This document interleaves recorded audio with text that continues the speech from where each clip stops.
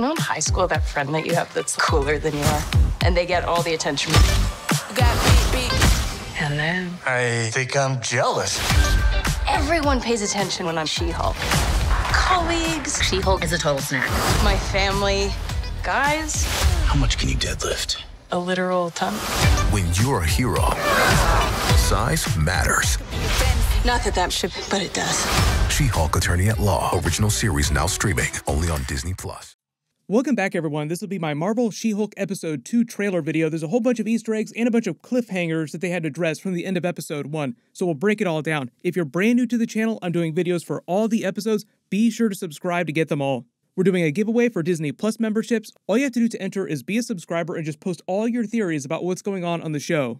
Careful for spoilers for Episode 1. I know there are a bunch of big questions from Episode 1 too. I'll address those during the video. But the end of the last episode, with her coming back to her job after she got her powers and tried to go back to her regular life as a district attorney prosecuting a big company who was being defended by the law firm that she'll eventually go to work for, probably during Episode 2, GKL&H. The name of the law firm is a reference to Goodman, Lieber, Kurtzberg, and Holloway.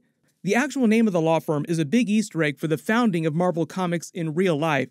The full name of the law firm is Goodman, Lieber, Kurtzberg, and Holloway, which is a reference to Martin Goodman. He's the original owner of the company that will become Marvel. Like, he owned Timely Comics that would eventually rename itself to Atlas Comics and eventually renamed itself to Marvel Comics as you know it today. He's also the person who hired a very young Stan Lee. There are Easter eggs for him all over Marvel Comics, Martin Goodman that is. Marvel movies, Marvel Disney Plus shows, like there was just an Easter egg that we spotted during Loki Season 2 in an episode for Goodman Productions, who's an in-universe movie company making B-movies in the 1970s who make this Zaniac movie amongst other movies, which themselves are either based on actual characters from real-life Marvel Comics, super meta, like Zaniac himself here is an actual Marvel character, or they're fake movies with titles that are references to real-life Marvel movies or characters. Lieber is a reference to Stan Lee's real name. He was originally named Stanley Lieber, like that's still his legal name, but for professional purposes, like way back in the day, he created the Stan Lee name. Kurtzberg is a reference to Jack Kirby. That was his original legal name when he was born. He also changed it later in life like Stan Lee did.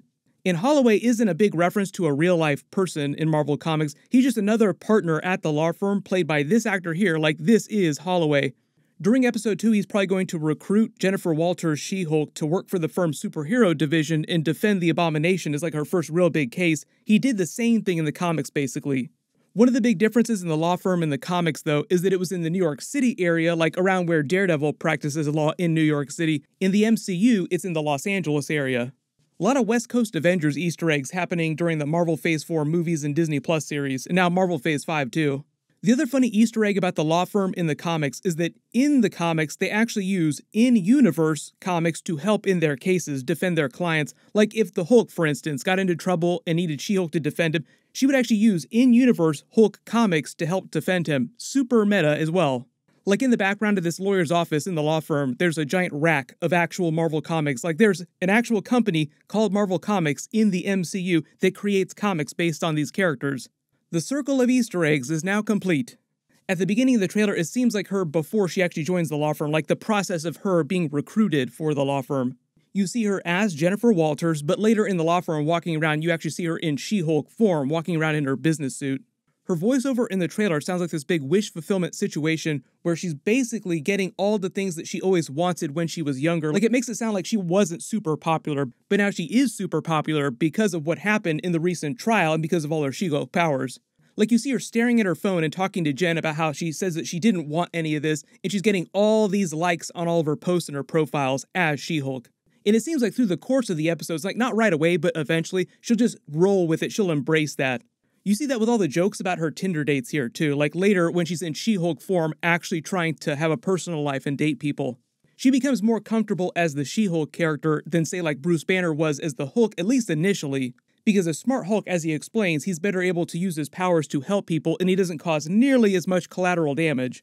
So it's kind of the same situation with her, although they do kind of tease that eventually she's going to completely lose her control.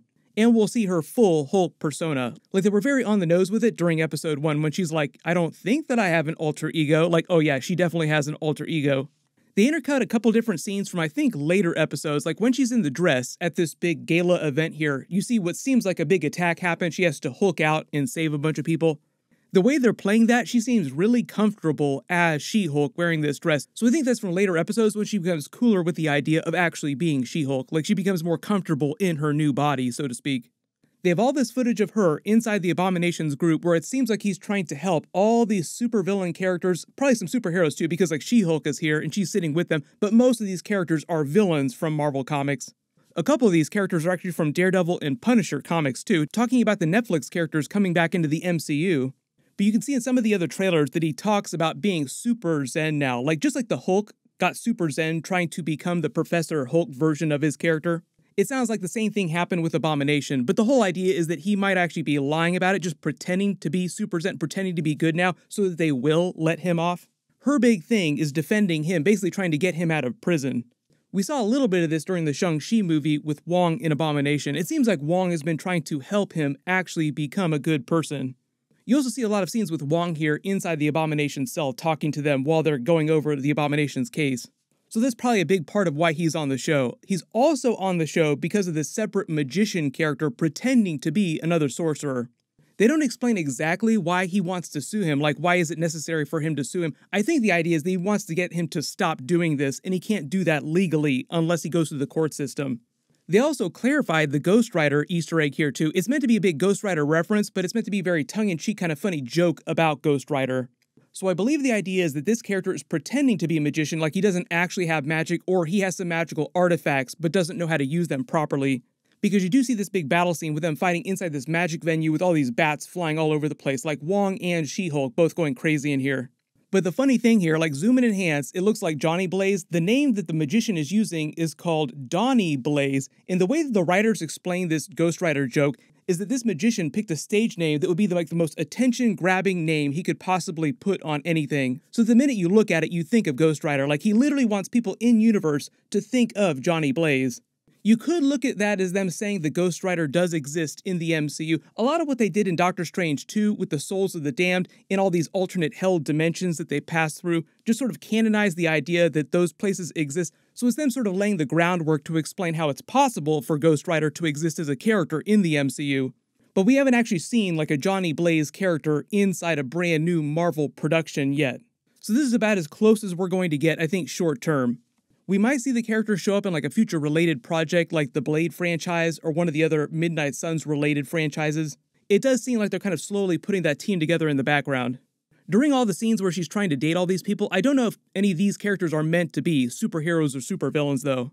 When she jokes about being able to deadlift a literal ton, that's actually an understatement. The whole idea with the Hulk's power, and it's the same for She-Hulk as well. Like technically for story reasons, there's a theoretical limit, but actually it's kind of unlimited if you think about it. It's just a question of them getting mad enough to become strong enough. We keep making the World War Hulk references. We're still kind of waiting for like that one thing to make Hulk so mad that he completely loses control. It might have something to do with that ship from Sakaar. We're still kind of waiting about that. There was a big teaser for that during episode 1 where Hulk is like, you know what, I'll have to check out to see what that was about.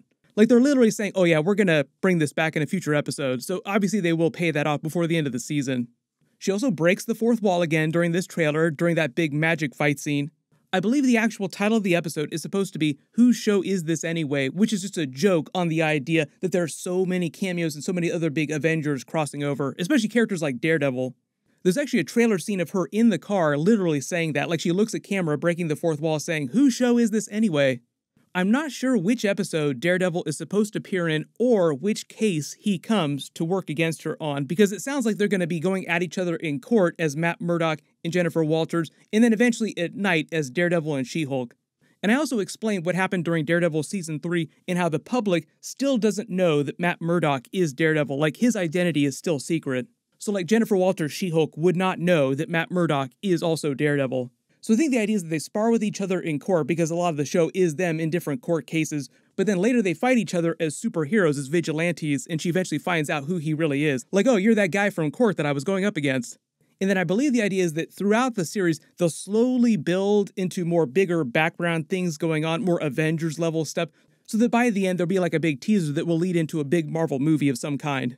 Because that's the whole idea. She's supposed to be in Avengers 5, Kang Dynasty, Avengers 6, Secret Wars, maybe some of the other bigger crossover movies. Maybe even during Daredevil Born Again. Like, it would be weird for Daredevil to cameo on her series, and then for her to not cameo on Daredevil Born Again when that premieres.